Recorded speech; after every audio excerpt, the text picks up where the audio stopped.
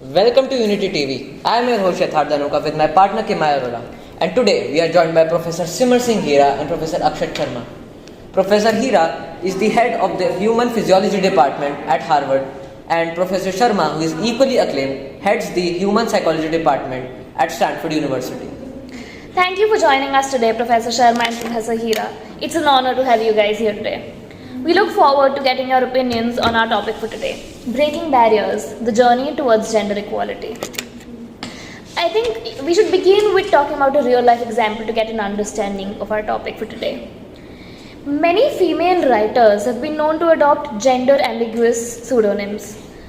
We've all heard of the Harry Potter series written by J.K. Rowling.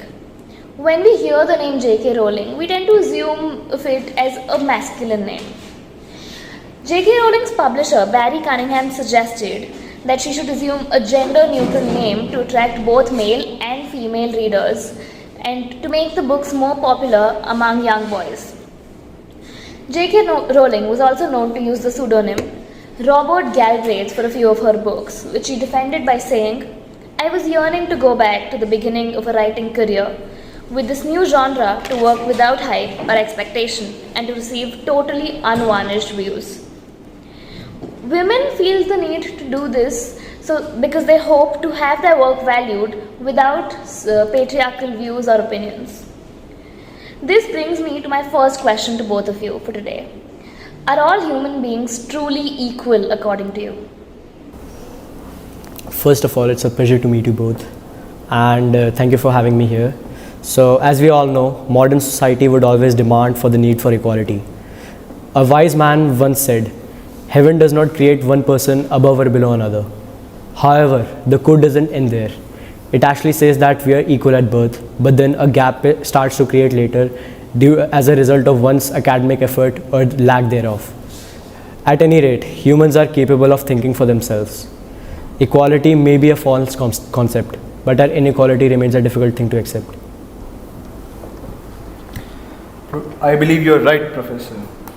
Looking at this topic from a purely scientific and physical point of view, I can say that men have always been physically superior to women due to testosterone and having stronger tendons, ligaments, and generally denser bones.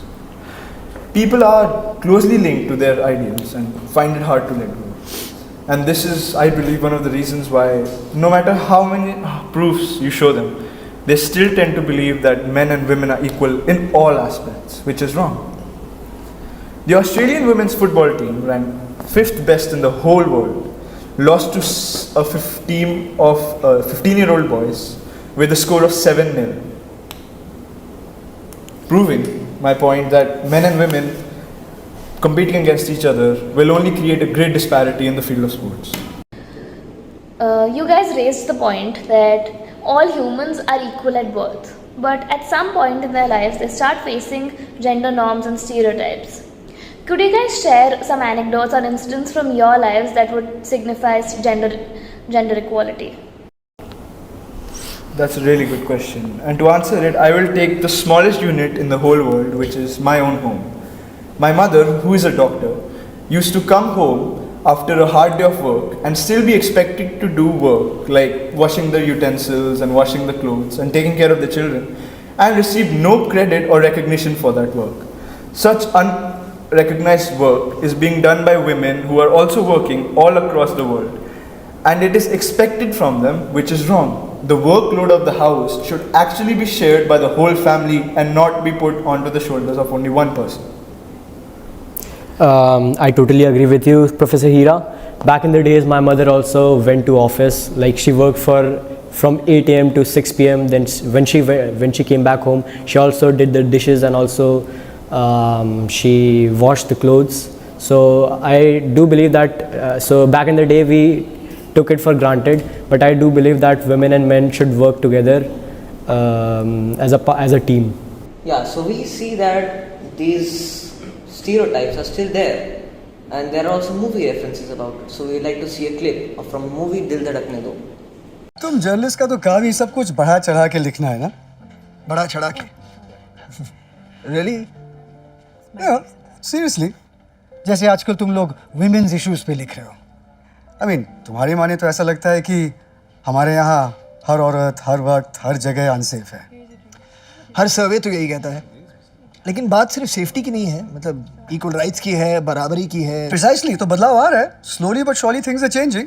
मेरी family को ही ले लो, मेरे dad की generation तक किसी औरत ने काम नहीं किया, नेवर। फिर मैंने आयशा को अलाउ किया बिजनेस चलाने। तुमने आयशा को अलाउ किया? यस। और उसे तुम्हारे परमिशन की जरूरत क्यों है? You know what I mean? No, I don't know what you mean. जब तुम किसी को अलाउ करते हो, तुम अपने आप को एक अथॉरिटी, एक कंट्रोल की पोजीशन में डालते हो, और ये बराबरी नहीं हुई। बट थैंक यू, जो मैं कहने की कोशिश कर रहा था वो तुमने साबित कर लिया। Cheers. I love you. So after looking at this clip, what are your thoughts? Well, my thoughts on it are, well, looking at this clip, I do agree that slowly things are changing. However, men should not have the authority to have control over women. I mean, that is not what gender equality is. Women and men are obviously very different. Both of them should work together in order to make the world a better place. Rightly said, Professor. As shown in the clip, there are two general types of people in our modern world. Those who believe that they are absolute authority of the house, and those who believe in equality. Although we are 21st century civilians planning our trip to Mars, our outlook, however new clothes it may wear, still sings the same old songs of a patriarchal society.